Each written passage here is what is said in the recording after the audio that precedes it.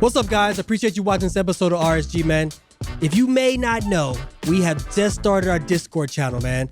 If you want to be able to sit down with us, have some conversations, have some banter back and forth, come see us. We have an active channel where you guys can talk with Justin and I regularly, and we have race predictions. And occasionally on Sunday, you'll be able to speak to Rod and I personally, and also we'll have guests. And when we drop any announcements or merch, that'll be the first place you can see it. And we'll also have some lucky fans be able to ask some questions to our guests. So hit the link in the bio. Justin Gatlin is the latest in a long line of sprint sensations to emerge from the USA. Gatlin got a good start. Look at this man coming through now. Gatlin. What a fantastic performance from Gatlin. It's all about Gatlin. Ultimate goal is to be one of the best sprinters in history. And what a fantastic performance from Gatlin, and look at the time. It's the American leading the Jamaican at the moment. He knows he is the world champion. Justin Gatlin is the world champion here in London. What's up, bye? We're back with another episode of Ready, Set, Go. We in the building. It is World Relay Edition. And you know who I'm rolling with is my boy, the Green. The Green himself. The Eagle Man. The Bearded Wonder, man. What's going on, man? I love that painting behind your head, man. Did you make that yourself? I didn't make it myself, but my niece made it, and she is quite the artsy one. I'm out of place, you guys. It was Mother's Day. I surprised my mother for Mother's Day, so I'm a little out of place this weekend. So I had to set up where I see fit, and I'm somewhere else for recording today. But we didn't want to miss you guys. So that's why I'm here, man. But we got some things we definitely want to talk about, man. So what did you think about the World Relays, man? I was excited to see the mixed 4x1 relay. We saw it, and we saw Jamaica ran away with it. This World Relays, bro, it was a whole different vibe, whole different feel. It was way different from what we're used to seeing. You know what I mean? And it was exciting. A lot of people judged it differently, but I think that once we start talking about more, it kind of unravels what World Relays and what they're trying to do going into Worlds this year in Japan and the qualifications for it and how the strategy for each team was. So first up, you said 4x1 mixed relays, right? Yeah. The females and the males. We heard the theory of it first. Just like we did the 4x4, but we always heard the theory of the 4x1 mixed relay and wonder how it would work. So this was the inaugural one. And it went well. I think it went well. My question was, one, where was the USA? You know what I mean? In terms of the team they put together, I don't know what happened. I only got to watch a little bit of the final, but I realized they wasn't there. But then two, man, Canada ran away with it. Canada, and then Jamaica, and then you had Great Britain. What's your thoughts? So to give you a little bit of understanding, Team USA and Poland bobbled a stick on the second exchange. So they didn't make it to the finals or qualify for the finals for the mixed relay. So they were out. They were out, man. Love to see them in the finals, both teams, but they didn't get a chance to make it to the finals. I think it's so cool because this is what we've been talking about, bro. This is what we've been talking about. Like, put together a man and women's 4x1 team and see how it unfold. And from the looks of things, it was pretty exciting. It looked pretty good. It was. Even in this time, not in no old time or whatever, if you had to put a relay together let's do this. If you were Coach Justin Gatlin, head of the mixed relay team, what team are you putting together that you could put your firstborn on the line and say, we're going to win? Now, we don't say that. Don't put no firstborn on the line. But you just know for sure that team will win. What team would you pick right now with the talent that the USA has that you feel could win that mixed relay? Boy, you got me out here sweating. But I'm like, go, Jace, go. I lost. Go. I don't own you anymore. I ain't your daddy. Stop. Man, I would say out the whole you got to put Tiana out the hole, right? Tiana out the hole to Allison. No, not of any time, of this time. This time right now. I thought you said any time. No, I said me not using any time. You coach. This time. So you ain't coaching them. Allison 2 babies in. Tiana's a mom now too. Not saying that they can't run. I'm just saying we're talking about this time. Okay, this time. So I would put, man, I'm trying to win, right? This is qualified, or this is 18. This is 18, right? This is the ship. All right. I'm putting Tamari Davis out the hole. Oh. To Gabby on the backstretch. Oh. To Arian Knighton on the curb. Oh. To Kenny to bring it home. Boy, that's a lot of top end, boy. You giving everybody with superior top end a running start, which immobilizes even a minimal start. You know what I mean? This, whew. So the reason why I picked those athletes is because, obviously you got to understand the change of speed from a woman to a man, right? And I think when you get somebody who's too fast to pull away, then it's going to be problematic. So I'm looking for someone who can build up speed very evenly, but also strong. So Arian, it does a great job of building speed up. He handles the curve very well. And then having someone that we know who can hit it on the fly, that's Kenny right now. Kung Fu Kenny handles that fly. We've seen what he's doing right now. 19.8, damn near 9.7. You know what I mean? So I think it's going to handle itself. I feel like all of them can be able to do their job at a high level. That's a definite good team. I liked what I saw. I think what the 4x1 mixed relay does, man, it's going to give a lot of countries a lot more chances to actually have to dig into a relay pool, because they won't be able to use their main guys for the traditional 4x1 that they usually use, because 9 times out of 10 that person will probably have an individual event. So now it allows them to carry a bigger pool of people, even the USA. You know what I mean? If you say you want to give some of your younger guns, this would have been a perfect situation for Christian Miller if it was available, right? For them to take Christian Miller and put him on one of these teams for him to get some world exposure or anything like that. You know what I mean? Or even last year at the Olympics, if it was available, you didn't want to put him on the real the traditional 4x1. You use him in the mixed relay and see how he fares out. I think it would have been a perfect situation for those developmental athletes or athletes who just miss out on the top 4 and either the 100 or the 200 to give them experience. What's your thought? I would like to see Christian Miller mix it up in the relay, definitely for world relays. I think what we saw Christian Miller open up between him and his circle, meaning his agent and his coaches, were like, we right on target. Let's just focus on what we got to focus on, which is getting our time more consistent like we was when we was in high school. Let's stay in those 9s. Let's replicate what we did last year. If he could just replicate what he did when he ran those 3 sub-10s right now in the area that we're in, the season that we're in, he would be a top dog in there, because right now, this is what we're looking at.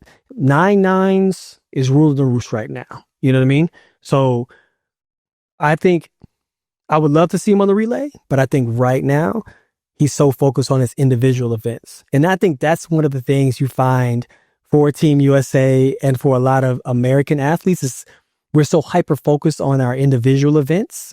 Because we look at that contract and says, okay, I'm going to get this much if I make the team for individuals events, but for the relay, I'll get this much. So everybody's going to be like, I'm going individual. That's what I'm going to make the money at. So, which I hear a lot of rumors flying around of how the rules are structured.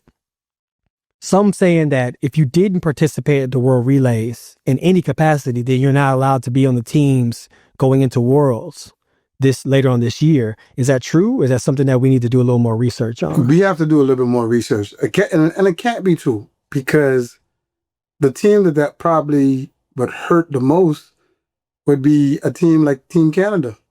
Like if none of them showed up, that means they couldn't compete at Worlds. That means who do you take then? Because that would have been the team that qualified, right? Listen, boy.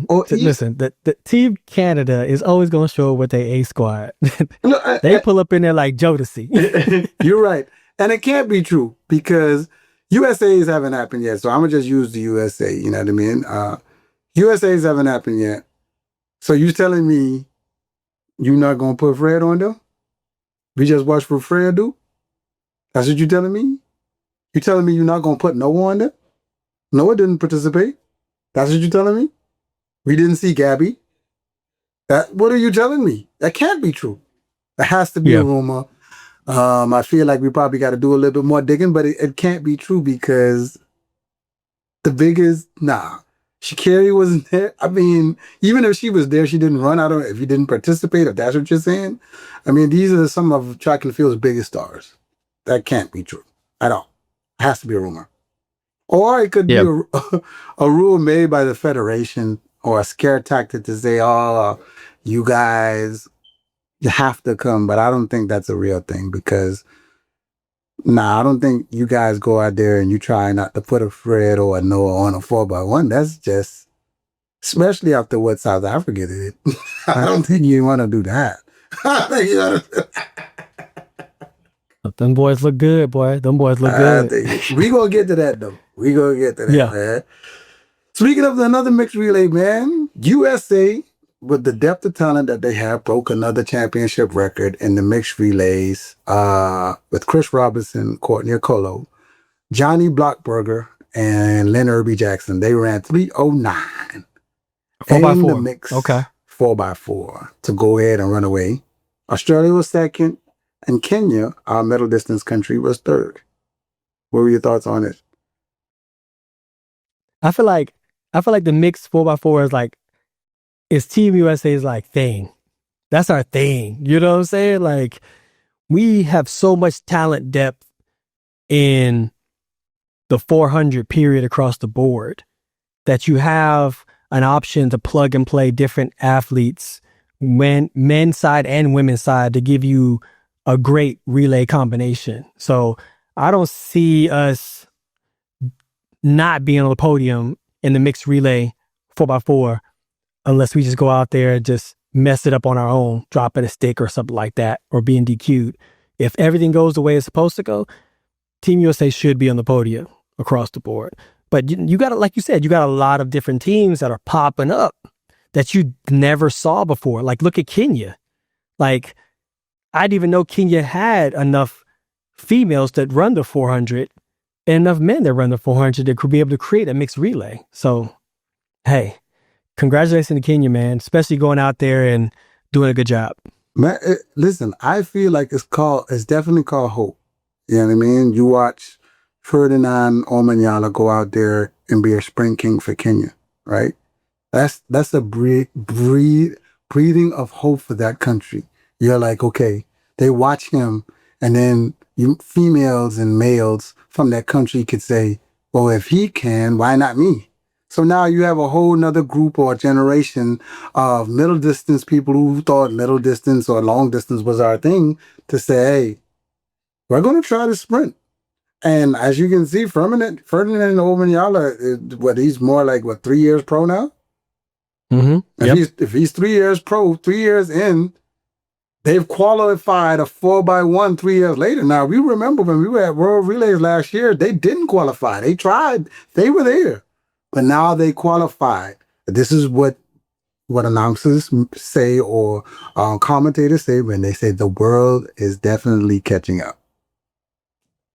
Absolutely. And I think these new events give the world an opportunity to showcase their talent in other ways, right? So we have events that are dominated by Jamaica, USA, Great Britain.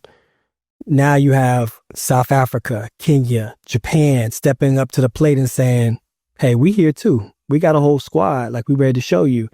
And it's the youth, the cycle of the youth athletes who are coming into effect. I mean, look at Japan, bro. Japan handled business through those rounds, man. Japan handled business through those rounds. Like, they came through for that qualifier for the mixed relay. Like, hey, you showing up in our home, bro. You coming to Japan. We about to show you what it looked like. Just a little tasty taste, but we have to show you what it looked like, though. Yeah, this is true. That's true. They showed up there. It definitely was exciting to watch that mixed relay. Only thing I had going on, and being you said what you said, like maybe the rumor was any team that didn't qualify at World Relays couldn't go. Maybe that's what you were thinking about. But thinking about that, the one team that was missing that I wanted to see, I haven't heard anything from the Netherlands, and they have a really strong team. What's your thoughts? Oh, boy. I don't know. The mystery deepens, man. I mean, we talked about this indoor where we're saying that, well, we see Clever. She's running the 400, but we didn't see a relay team for the world's indoors. So we're like, oh, maybe, Femke Ball is, taking a little time hiatus and the rest of the team is just kind of getting ready for outdoors. But here we are. We're outdoors now. We're at a championship. We're at the World Relays Championship, and there's not a Netherlands racer in sight, far as we could see. So my thought process is, what's going on? Is it something deeper than just a couple athletes who are maybe banged up? So I'm not sure, man. Like, it's very weird to see a team not show up at all. Speaking of teams that didn't show up, the stories out there of a couple of countries that got denied entry to China for the World Relays. So we're talking about Paulino in the Dominican Republic. We're not able to go out to China to be able to qualify for Worlds through the World Relays. And I think also, was it Nigeria? I think Nigeria also was not able to enter into China as well. But yeah, Don't man, cut that part. I did hear that some countries was denied visas, in which now it makes me wonder, will World Athletics do something to where those teams that got denied visas, because that's not their fault, that's the country's doing. Is there going to be another time when that team can go and try to qualify? They have to, because they can't hold that to them, because that's not their fault. They tried to go and they weren't allowed to. What do you think is going to happen? What do you think World Athletics will do as a governing body?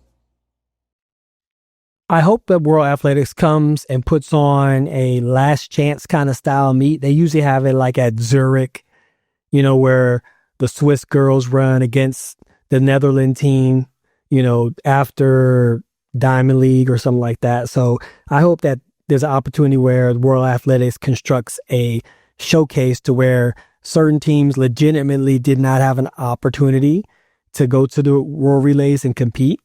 And the ones that maybe dropped a baton gets an opportunity, to compete. But we'll see. How track and field can be. It can be very dog eat dog and cold and be like, hey, your federation wasn't ready. They didn't get the visas that was necessary. Sorry, guys. We'll see y'all in a year or so. They're going to say, we're going to see y'all in 2027. I think it's wild. Yeah. So, because ain't no championship next year. So, we'll see you guys in 2027. That's wild, boy. That is wild. What if on the email it said that? It said, we'll see y'all in a year or so. Well, hey, that's messed up, boy. They trying to get stoned, boy. They better not send no email. And the name on the bottom of their email, some of them people might actually try and go and find that actual person. They better sign it.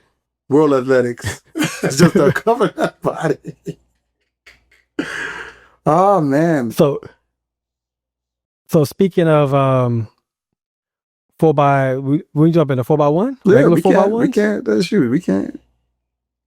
So what'd you think of the men's 4x1? Man, what I said in the episode before, I told you We had them kids running 9-9 and 10-0 without Akani. I said it. Didn't I say it? I said it. I said, now this is going to fare out that the Silver Medal team, once again, it breeds hope. You see that? More kids see that. You know what I mean? And they want to be a part. Otto Bolton said it himself. I'm going to reference him. He says, man, man, you see that jersey or that singlet that says your country, and you're not used to seeing that because you're used to your country being dominated by another country. It breeds hope of why not us? And as that happens, it creates new and better talent. So now you got these young cats out there. They're not in what you would call or what we would call prime shape or world championship shape. You know what I mean? If they get faster, they run 30 faster than 37.6, right? Once again, I said that, you know what I mean, that Akani's top end in the last 30 meters is something amazing. It didn't look like he was going to really move, but on Brandon Hicklin, you know what I mean, those last 30 meters, that top end seems to kick into overdrive for Akani Simbini of South Africa, and which made him go ahead and get the W. For America, I think great baton exchanges all the way around. They just didn't have the leg speed to beat that team. But so I listened to a podcast earlier on Ray's Take, and a take by Mike Holloway, which was a really great take. He is like, the World Relays is to qualify, and that's the job that was done. Now, coming down to the World Championships, we know the team that was out there possibly might not be the team in that final, and we know that could look very, very, very different. My only concern in that run was Team Canada, because that is the team. That is the Olympic champion team. And they didn't seem to fare out well. What is your take on it? Oh, man. First of all, shouts out to Dennis Mitchell, Star Athletics. He has accomplished the hat trick. All 4 men are from his camp, starting off with Courtney Lindsay, Kenny Bernard, Kung Fu Kenny, and you got Kyrie King on third leg and Brandon Hickle anchoring. So that whole team comes from one training camp by itself. So shouts out to Dennis Mitchell pulling off the hat trick for sure. You know what I mean? I would say you look at that team and it's still a young team. You have people like Courtney Lindsay, who's gotten his feet wet in a couple of relays already for Team USA. Same thing with Kyrie, having his, reaching his peak of relay performances by being on the Olympic team as well. And Kenny's out there just rolling, doing his thing as well. So Brandon Hickle's the new guy. He's a new guy on the team. They had him at anchor. They did an amazing job. I mean, at the end of the day, they did an amazing job. They handled business. They put together a good relay squad. They were out in front winning. And here comes Sakane Bine, baby. Like, Akani is just in his bag right now, bro. Like, if you think about it, you watch that run, and where the camera frame is, you didn't even know that Team USA was out in front that far. And then he hits that gear, and then all of a sudden now you see Brandon comes back into the screen, and then he starts to eat up that ground, the meters to catch up with Brandon, and then surpasses him to get to that finish line first. I love it because now it gives South Africa confidence. It gives those young guys that's running with Simbini confidence, knowing that they have a synergy, they have a plan. All they got to do is now just up the ante. They got to run faster. They got to put out a better time. They got to have smoother handoffs because they bobbled the handoff on that last exchange to Akani. And I want to see a better feel from them to do that. More confidence going into Japan for the World Championships. Same thing with Canada, man. I mean, Canada comes with their A squad everywhere they go for the most part. And you see them run okay times, and then you see them run good times, and then you see them win major championships with that same squad. I'm not too bothered right now because it's early for them. They know how to get the job done. For them, it's about consistency. If you give them a lane 8 or 9, or give them like a lane 3 or something like that, they're going to sneak. They're going to sneak. They're going to be right there. And we already know how DeGrasse gets. Once he gets that stick in those really high pressure moments, he's going to flip a switch and kick it on. So let's see what happens, man. Well, the only thing, man, after analyzing a little bit, man, one of the athletes from that Olympic team, Benjamin was not on that 4x1, and he runs 9 seconds also. So they even have somebody in the shadows talking about South Africa. I think Benjamin was in the last Grand Slam, running the 100, and he's from South Africa also. So, and he wasn't even in his lineup, bro. So, so we know tell it what they can run 37.4. Like, we don't know by the time 37. Once you start to dabble off in the 37.4 range, bro, 30, which is really fast. 37 is fast by itself. Once you start to dabble off in 37.4s and lower, you're in definitely like crazy territory of running. So this is going to be a sight to see. But once again, the USA qualified. They did the job, just like Mike Holloway said. They did the job. They qualified, and I'd love to see how this turns out. With Team Canada, because they don't sub anybody out. This is their real team, so this is going to be interesting to watch. I'm going to say let's move on to the women's 4x1 and the craziness of Team Spain showing some dominance, dog. They showing some dominance. They put the nail in the coffin through the prelims or the qualifiers, and they came back for the finals and got the job done on Team Jamaica, Team USA, and anybody else that was standing at that line ready to go. Team Great Britain. But did you see that leg from Great Britain, bro? That last leg, boy, she was closing, and she was closing fast. I would love to see that young lady and a doggone open 100 to see what happened, because I must say I've never seen anybody run down Sharika. That was wild to me. That was definitely wild to me. But I know a lot of questions is going to be raised for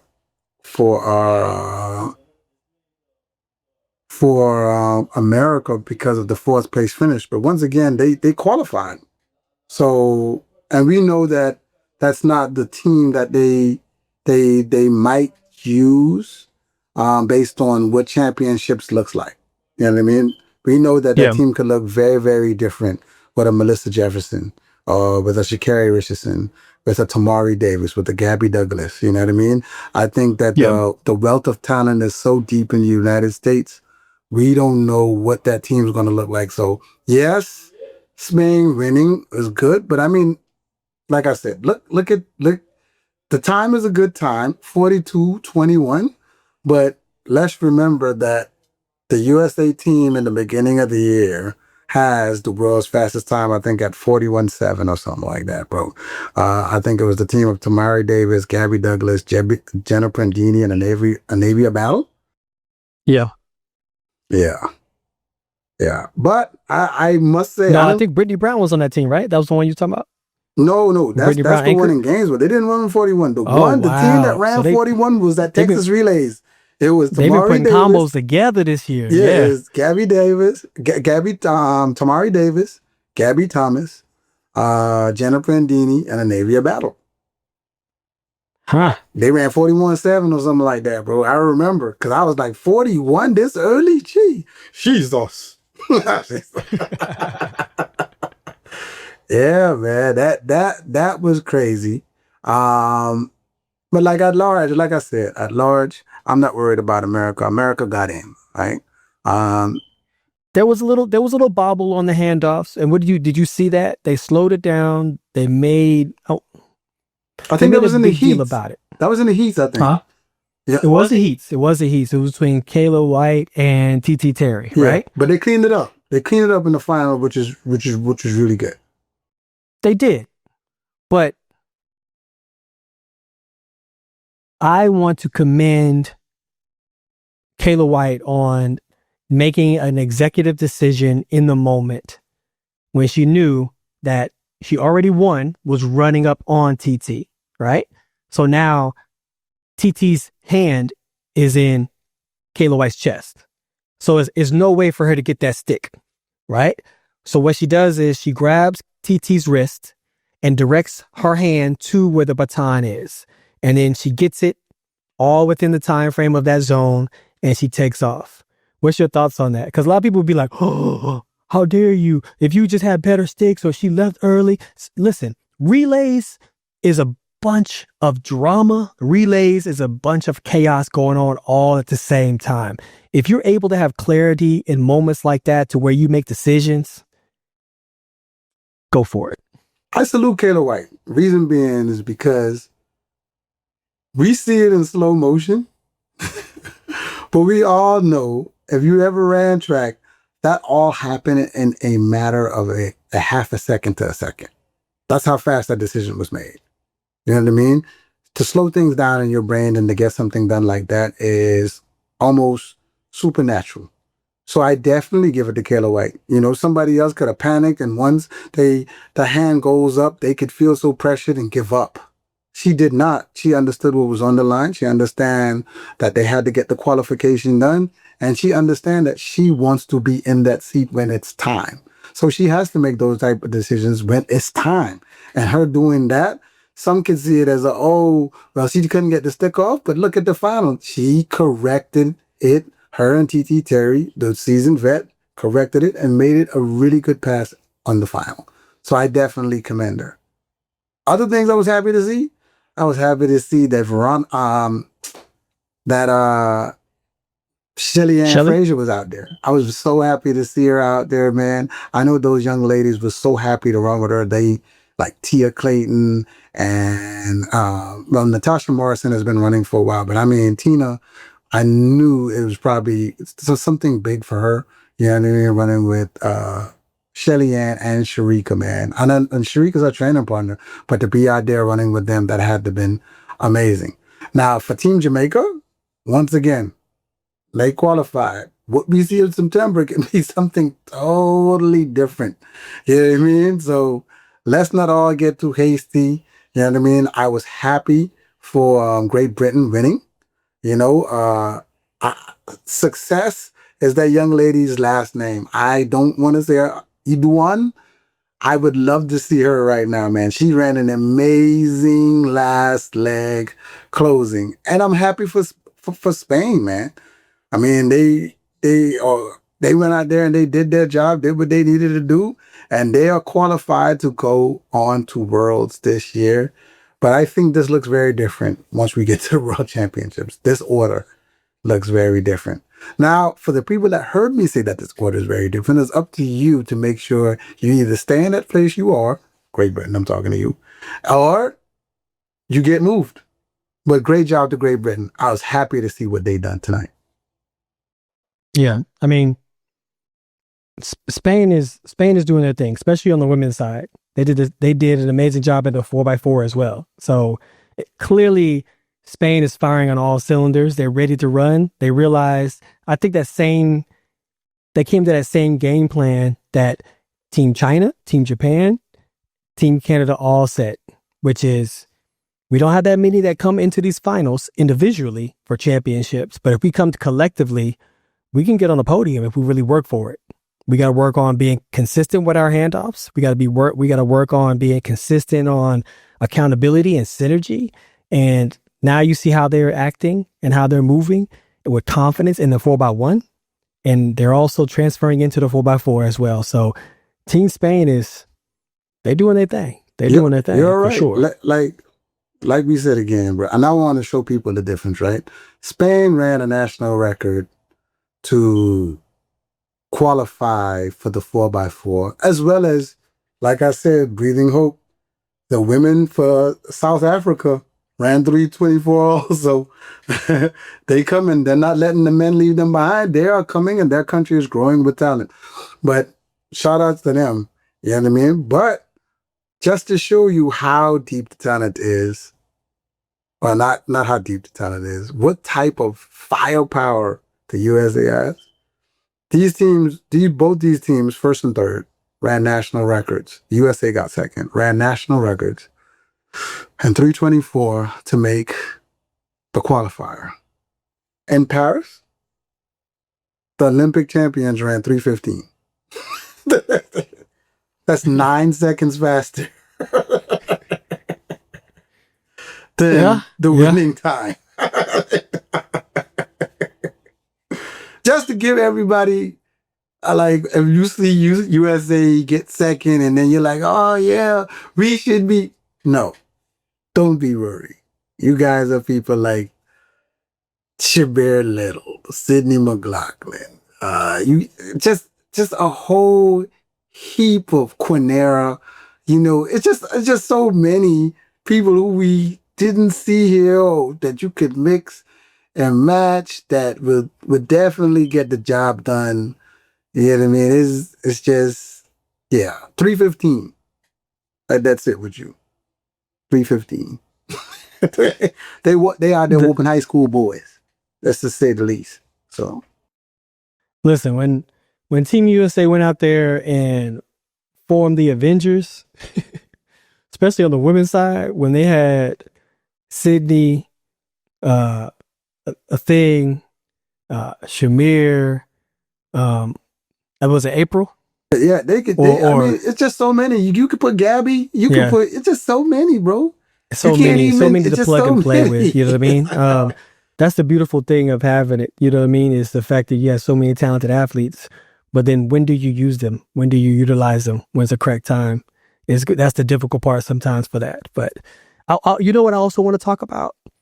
I'm going through social media and I'm reading, different posts, and they were speaking on Jamaica's 4x1 relay team, right? And some people say, well, Shelly Ann should have ran anchor.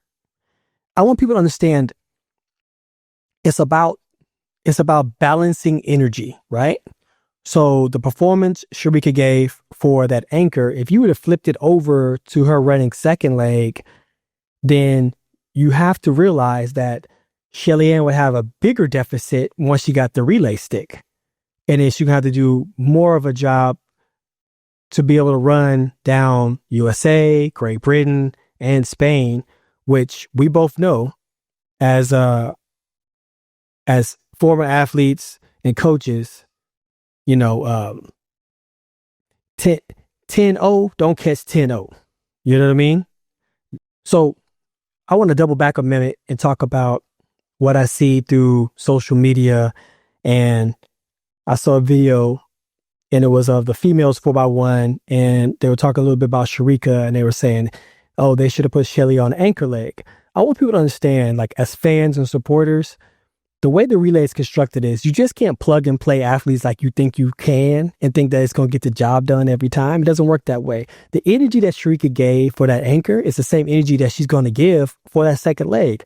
So what happens is if it creates a deficit that she can't make up on that second leg, and then by the time the baton gets to Shelly on that anchor leg, Shelly is not going to have enough energy, power, or whatever you want to call it, speed, to be able to catch and run down Great Britain, Team USA, and Spain, especially at this point in time. We both know from being a coach and an athlete that a certain time is not going to run down another certain time that's in that same bracket, right? 10-0 don't catch 10-0. 9-9 don't catch 9-9. So the person who's trailing has to be of superior speed at that point in time, not PRs, at that point in time than the person that they're out there trying to catch. So if we're going to say that those ladies right there are in 11-0 shape, right?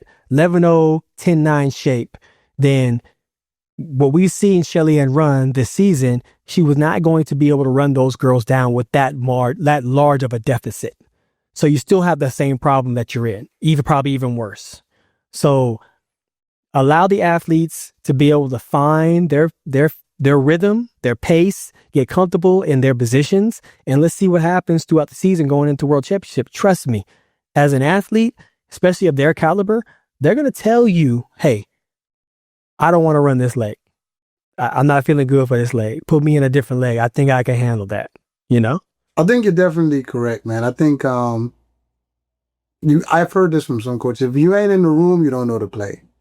You have the internet coaches that's definitely gonna come on there and say why you're in there this and why you're in that. That's so easy to do when you're at home and you're sitting on your couch because you don't have any accountability if they did do it, right? If it went wrong and you said that why did they do it like this, nobody's gonna come to your house, knock on your door, and say why'd you put that relay team together like that? No, it's up to the coaches who was in that room listening to the athletes of why the people should be where they are. And this is the perfect time to experiment because you're confident enough in that team to say, okay, we could go out there and qualify, but I want to see what this looks like at this point because they still don't know what that team will be because nobody's had their nationals yet. So I love, them putting Shelly Ann on second leg and Sharika on last. Sharika usually runs last leg. You know what I mean? But they might switch it up going forward. You know what I mean? We don't know who makes that team. We don't know how the changes may come. We do know that Jamaica has a new wave of talent also.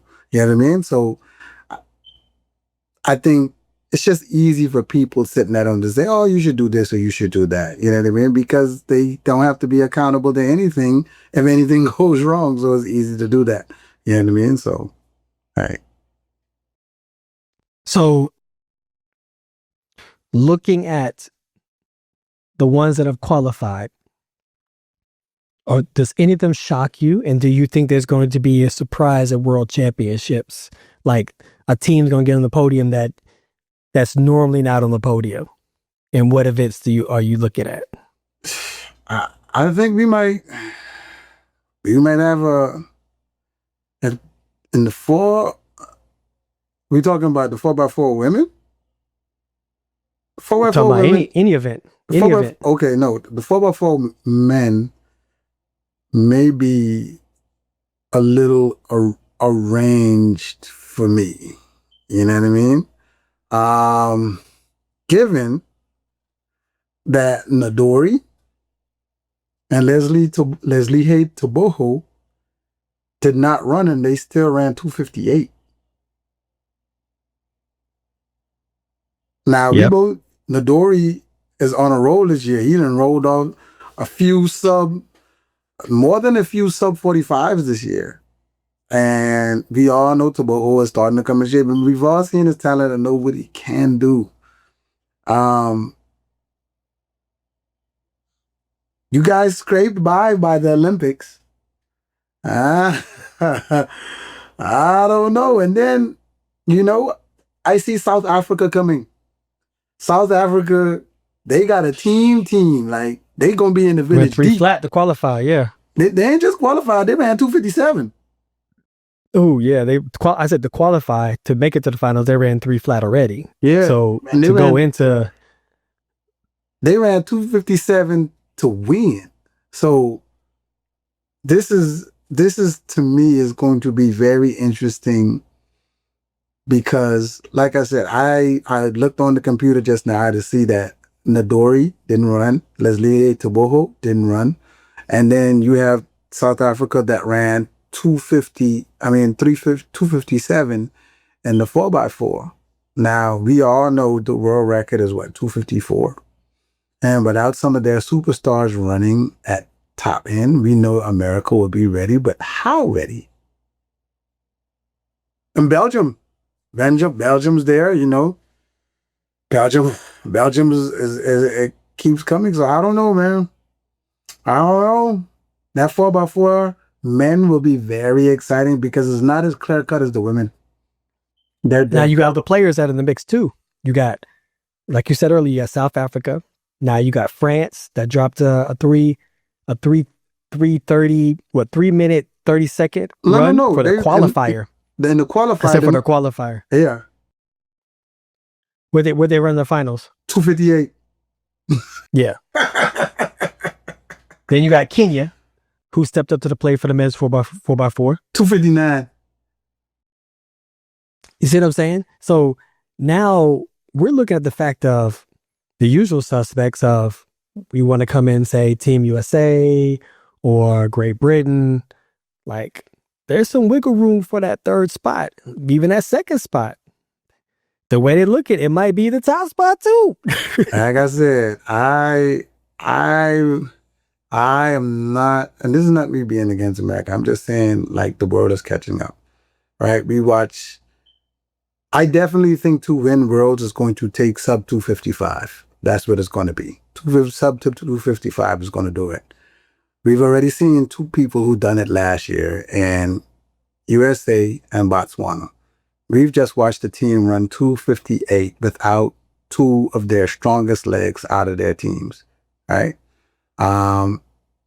Belgium ran 258. This is really early. These are usually championship times that would either 257 could win a world championship, or 257, 256 would win a world championship. These are close to those times. And we're not even in June or August or anything like that. So by that time, based on if the coaches pick these people right, we might see the 4x4 world record go away. Might see it go away. We might see it go away. But once again, I am not by any means discounting the USA with who could possibly make that team because of the wealth of talent. You still have Ryan Benjamin. You have Christopher Bailey doing what he does now. You got the newfound UPS kid, who found his will and his return, Ja'Cory Patterson. Yeah, I mean, shoot, you got the young boy wonder, Quincy Hall, and you got the Olympic champion. The young boy wonder, Quincy Wilson, and then you got the Olympic champion, Quincy Hall. We don't know. You know what I mean? We don't know. So the USA 9 times out of 10 is going to break the world record. If they have to win, they're going to have to break the world record to do it. I think, especially what we've seen from last year. Especially Ryan, they were this much off of breaking the world record. So at the end of the day, damn, and the females. I think the females was off by a little bit too. Yeah. Well, we'll see what's going to happen, man. We'll see what's going to happen. I think we covered everything when it comes to that. What relay would you put together? For which country? You know what? I'm going to let you have free reign for whatever country you want to pick, man. Since the Bahamas are not here to represent, the 242 to the world's not here, you get to pick any country you want to say you are the dream coach, and you can put together a relay. Who would you pick? Which country you pick? I'm going to go with Jamaica. I'm going to stay in the Caribbean. I'm going to pick Jamaica. I'm going to go with Jamaica's 4x1 with the talent they have now. All right. We go. Because the men dropped the stick, right? Yes, they did. Yeah, the men dropped the stick. Yeah. Okay. Actually, I'm going to go with the men.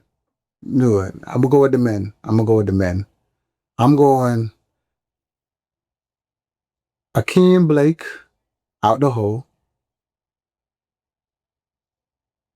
I'm going Akeem Blake out the hole.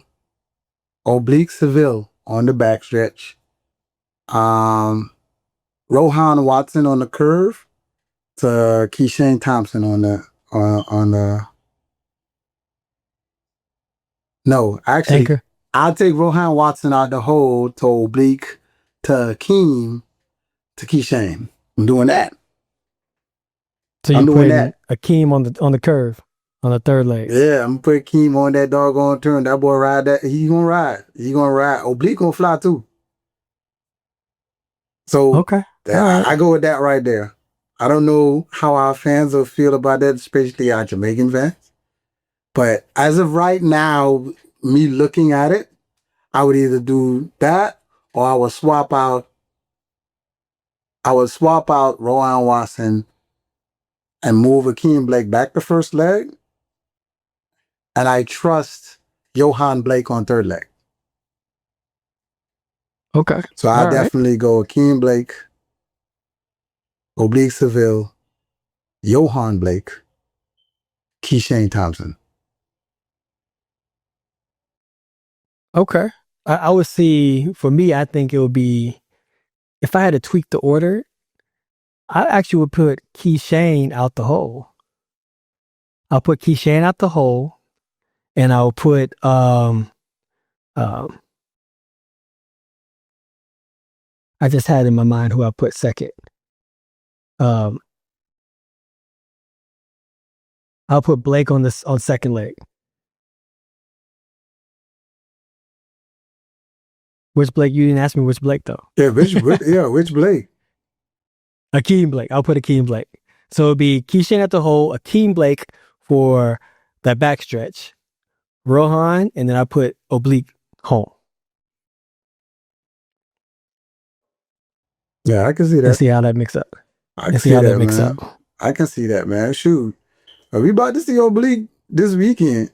Again, I remember we talked about Oblique doing a lot of the good things he did, especially after the Adidas Boost games. So I think he runs this weekend at the Adidas Boost games. I think the Adidas in Atlanta is on the 17th, I think. Every Adidas athlete is going to be out there. Every Adidas big athlete going to be there. Noah. We're going to get to see Noah for the first time in the 150. Do you think he breaks the straightaway world record this year? In the 150? Yeah, in the 150. He almost got it last year.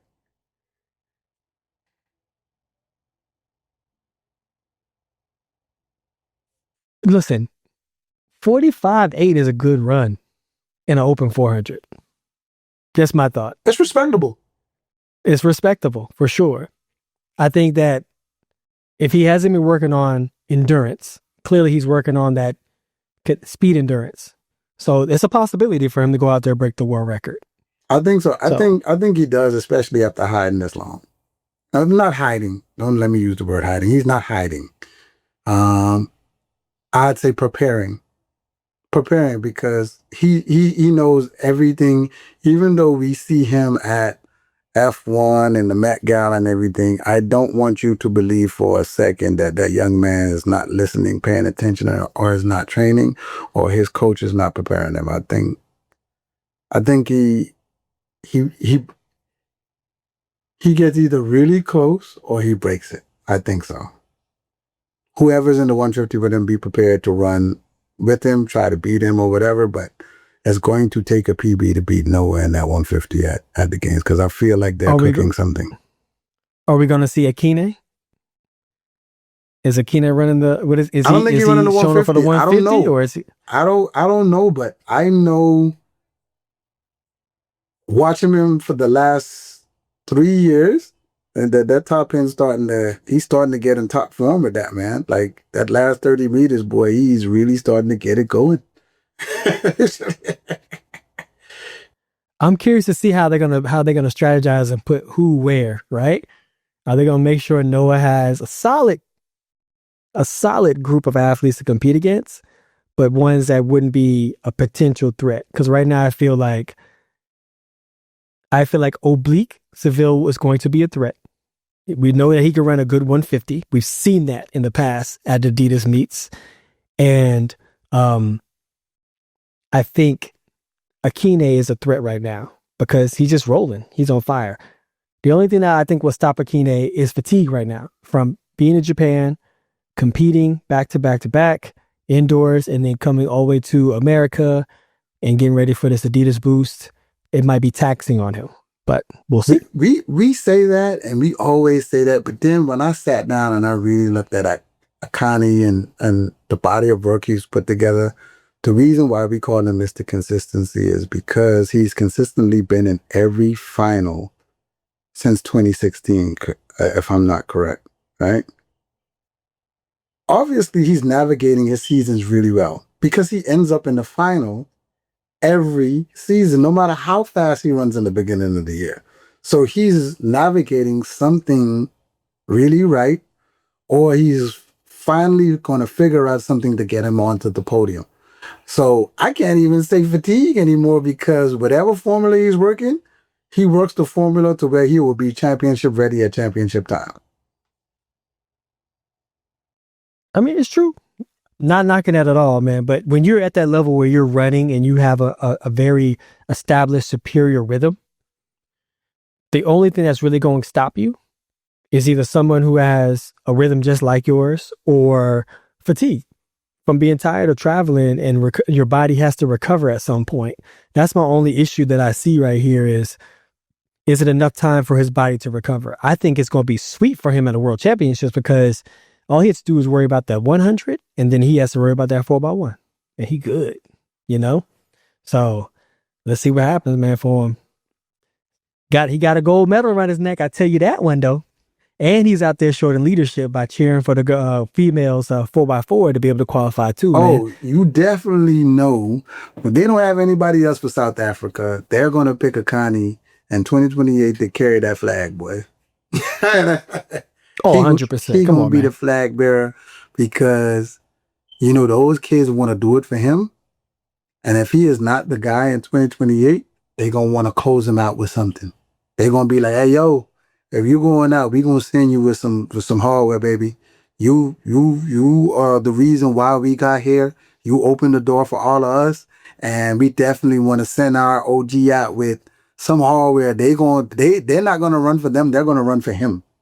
And running like that is a whole different type of energy. Kids will go out there and die for their idol, who they looked up to, who they got a chance to run with. That right there, they're going to run their legs off. They're going to run their legs off. I hope so, man. It'll be special to watch for sure, man. He gets in that podium. I'm telling you right now, if he gets on that podium at World Championships, dog, he carrying that flag at the Olympics in 2028. He definitely is, man. There ain't no doubt about that. Rashad Millie going to give him a championship. Rashad Millie. He one of the first ones with that doggone sponsorship, man. It's just really, it's just really amazing. He definitely says he's going to be on our show, so you guys stay in store for that. I've heard this little rumor going around. I wonder what you think about it. You know what I mean? I let you give your thoughts and I give my thoughts, man. They say if Noah wins Worlds, I've seen a group of guys on talking about it. If he wins Worlds, does this move Noah into like a gold situation? So let's go back and go through his accolades. That would be, no, I'm serious. I would get him, you know what I'm saying, this prestigious position, right? So we're looking at 2022. That's where it started. He tripled. Where did he triple at? Triple in 2022. No, it will be in 2025, 2023. 2023? What happened in 2022 for him? I'm looking at broke the American record. He only ran the 200. He didn't double. He didn't run the 4x1 either. Oh, did he? No, he ran the 4x1. They got silver. In 2022, he won the World Championships, right? In the 200, he went out and ran 1931, broke Michael Johnson's record of 1932 to get the American record. Okay. So he went on into 2023, and then that's where he triple gold, 100, 200, 4x1, right? So then he goes on to 2024 and he wins gold in 100, runs 979. And what he get? World Indoors, he gets silver, 2024 in Glasgow. And War Relays, he gets gold in a 4x1. I'm just looking at the accolades, bro. I'm just looking at the accolades. Why you laughing before you said it? Huh? Why you laughing before you said it? I'm like, do you add World Relays now into like accolades to measure someone's goatness? No, you don't. You don't. No. I'm gonna take my World Relays. I know you was gonna say you taking that my one. World Relays in there. I'm pretty sure you taking that one when DeGrasse was rolling with you. So, huh? We came back and won though. That was just a qualifier, baby. You're right. The only people that remember that is the people on the internet. Because when I look at my trophy case, it says I won. So, but in 2024 in Paris, he gets bronze in the 200, right? In Tokyo 2020, he gets bronze in the 200 as well at the Olympics. He wins gold in Doha World Championships in 2019. If he goes and wins in 2025? If he wins what? Anything? Are we talking about? Or are we talking about he got a three-peat again? This is not my take. I think this was a take by Anson Henry and I think Coach Rob and our friend over there at the final leg. I think this was their discussion. I think I seen it. And I think it was either does this move him into the GOAT situation or does it move him into the Noah Lyles era? And I like that you looked up his accolades. I definitely don't think it would move him into a GOAT situation. I definitely don't think, and this is no shade to Noah. I do think that Noah is a clutch champion. But he hasn't showed enough sheer dominance in the 100 yet. Right? And what I mean by that, why it would be an era for him, for me, would be, and this is just my opinion, I mean, take it as it is, it would have to be, he would have to defend both medals, right? He would have to be the defending world champion, he would have to win that gold, and then he would have to be the defending Olympic champion and win gold again in 2028. And in between those years, he would have to show sheer dominance. I mean, he's not been tested in the 100 after his 100-meter Olympic medal. So we couldn't hold any type of, we don't know what we see within the next year or two, right? But we know most of the Olympic champions after the Olympic medal, they usually dominate going over the next few years, right? So that would be the thing for me. He has a lot of hardware. He has a lot of accomplishments. But defending those medals, the goal, like back-to-back, defending them back-to-back would be a thing for me. For Noah to come back and say, okay, triple gold again? All right. That moves him up a notch, 2026, it wouldn't be that much to handle. 2027, he would have to do it again, and then 2028. And then if you say why, we all know Noah wants to be on it's no secret, he says he wants to be one of the greatest of all time, one of the best to ever do it. And we're going to hold him to those standards.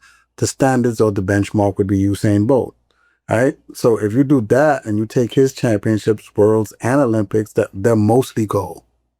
Then they're not a lot of silvers or bronze. They're mostly gold.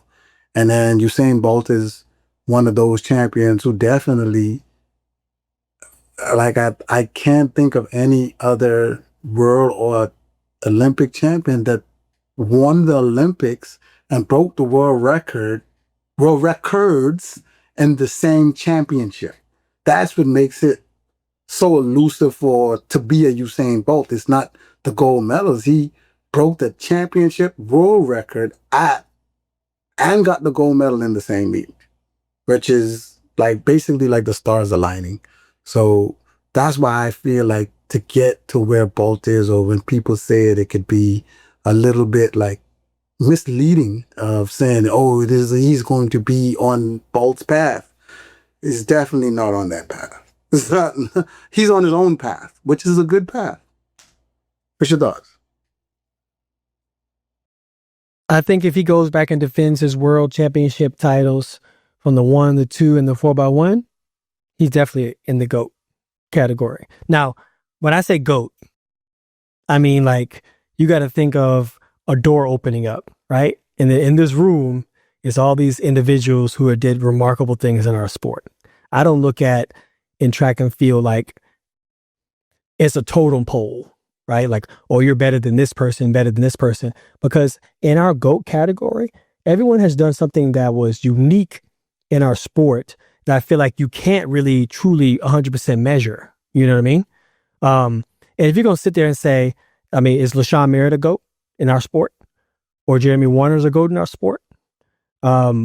Because they've won Olympic gold. They've won world championship gold, but none of them has broken an American record. None of them has broken Michael Johnson's American record at that, too.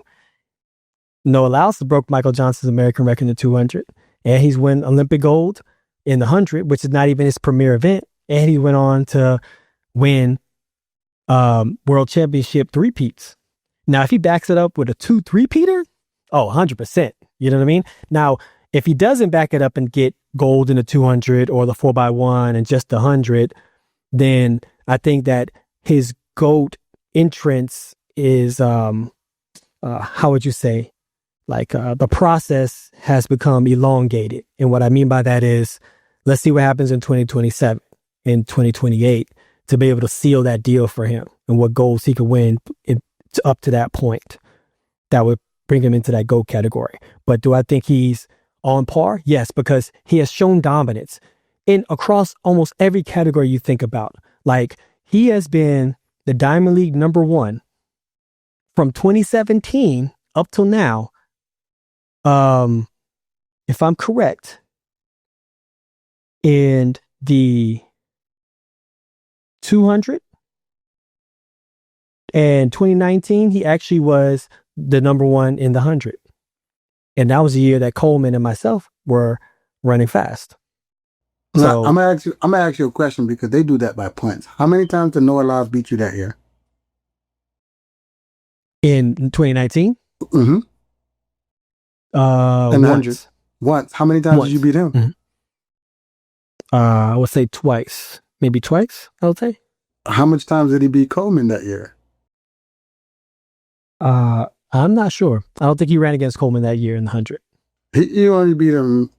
I think that's the year that he beat him to the line, maybe one time. It might have been. That might have been that might have been 2018. That was 2018. I remember that race.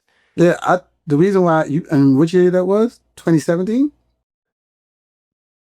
2017. Yeah. Who's the world champion in 2017, Justin? Me. And what ranking? What numbers Noah ranked?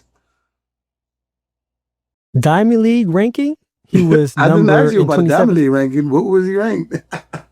Oh, the Diamond League ranking, right? That's what you brought up. Diamond League ranking, he was #1. Now, if you #1 in the 200, #1 in the 200 in 2017, 2018, 200 #1, 2019 the 100 was #1.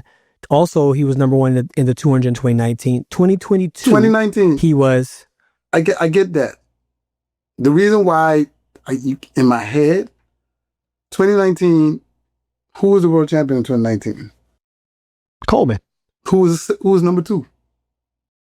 It didn't show all that. I'm sorry. I'm looking on his Wikipedia, baby. You know who it is. It's you. But anyway. Yeah. I mean, like in the race itself. Yes, I'm thinking itself. You mean like overall totality. Yeah, overall totality. Okay. So even though he's ranked #1, we rank ourselves basically, or we rank the athletes based on their world championships. Nobody's going to go back in time and be like, oh, he was ranked #1 in the Diamond League. That's for Advent fans, right? Advent fans will go and say, oh, he was #1 in the Diamond League. What does that mean to the general fan that watches championships? That means nothing. They don't watch track and field like that. We are ranked by world championships and Olympic championships. Those are the things that matter. The people who running know that those are the things that matter, because if you ask any athlete, would you trade your Diamond League champion for a world championship medal? And they would say yes. Automatically. People won a Diamond League championship, yes. But in our sport, we're measured by championships, by how many championships you have. And when I say dominance, that's what I mean by dominant. Dominant as a champion in 100. Now, he's just coming down to the 100 and finding his legs and getting to a place to where he can do that. And I like that you brought up Michael Johnson, because Michael Johnson was another one who broke world records and won the gold medal in championships. This is why he is held into that GOAT status. So that's the measuring tool that makes it so like, oh, you know what I mean? You know what I mean? So Wade Van Niekerk did it once, but, due to his injury, he wasn't able to continue. But he definitely is one of the best to ever do the sport after having the world record and the doggone gold medal. So we're holding them to these type of standards, right? We have to hold Noah to the same standards. We can't make false cases for him. We have to keep him on the standard of, and he wants to break world records. He wants the gold medals. We got to keep holding him to that fire. Because us watching him do that does well for the sport, and it does well for him, does well for his legacy and how he wants it to end. I get it. I'm listen, he got 5 golds. That's not counting any silvers or bronze he has in his showcase. He got 5 golds. Got 1 Olympic gold, the big honcho. He got the 100-meter gold, 2024, and he has 4 of the golds. You know what I mean? So sprinkled between the 100 and the 200. So throughout his career, he has shown that he has shown dominance in the last, let's just say, half a decade already. Is he ranked over Carl Lewis? How much gold medals does Carl have? That's all I'm saying. Carl has 9 Exactly. Olympic golds. That's different. What's different about that? He has 9 Olympic gold. What do you mean? What difference are you talking about? So is Carl a GOAT? He's a walking Absolutely, GOAT. Carl's a GOAT. Carl's a GOAT. Exactly. Absolutely, Carl's a GOAT. What do you mean? Exactly. That's all I'm saying. And Carl was one of the first to, I think, to defend. He was one of the first to defend his gold medal. What he did. I think that we confuse this situation, and I'm not saying that Noah does not want to be a GOAT, but Noah's narrative, and he's always been saying this, is he wants to be an icon in our sport. And I think that's what he is proving, that he is an icon in our sport. An icon is someone who is relative, who someone's on top, and when the pressure's on, they usually come through. That person is relevant. They are the embodiment of relevancy. And when you look at that, that is what Noah is in our sport. That's why right I call him a clutch champion. When it's time to, like, I mean, I've bet against him twice and lost twice. Like, and apologized to him to his face twice because I betted against him. Like, I didn't think he was going to pull through. He's a tough guy to bet against, but like in those moments, he summoned something that is very hard to summon and gets the job done. So, listen, it's going to be hard betting against someone who lives to talk the talk and walk the walk. he definitely does that. As soon as Aaron went out there in 19.4, this dude made a U-turn from dinner, movies, wherever he was, to say, we're not doing that. That's not the priority right now. I'm sorry. Whoever I'm with, take me home. We out of here. We got training in the morning for real. That shows you right there. And then in that same year, goes out there and gets a gold. Like, I'm showing you I'm him. So like, and then at the Olympic trials, when he wins, someone comes over and shows and says, look what Oblique has ran, or look what Keith Shane has ran at Jamaican Olympic trials. And he was like, oh, I didn't even know. Okay. But the look on his face was, okay, I got some time. Let's see what's going to happen when the Olympic finals comes up. Like you said earlier, clutch. He showed up.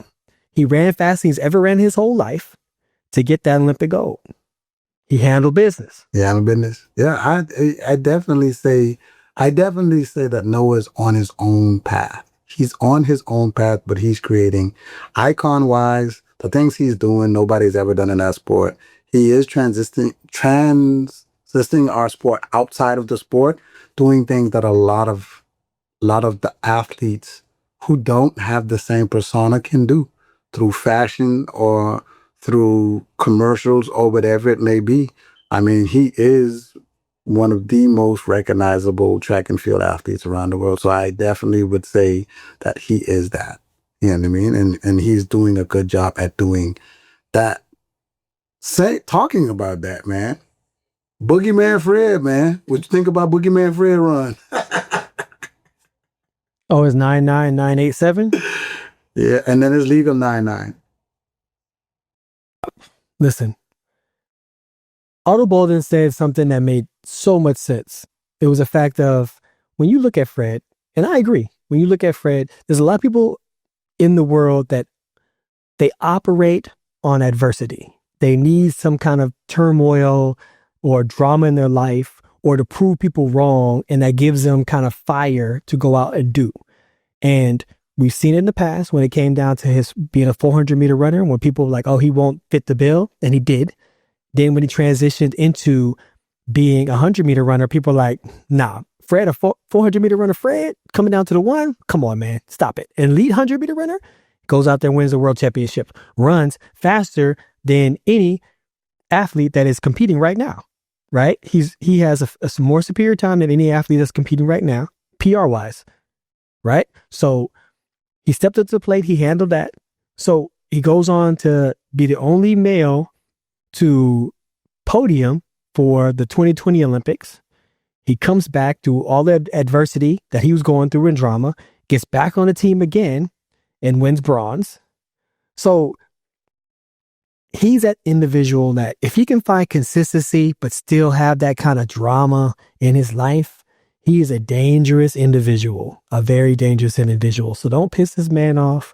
Don't give this man give a reason to get the cops to get involved or anything at all, bro. Like what you're doing right now, you're not stopping a man like this from operating. All you're doing is dousing gasoline on a fire, and you're going to make it bigger.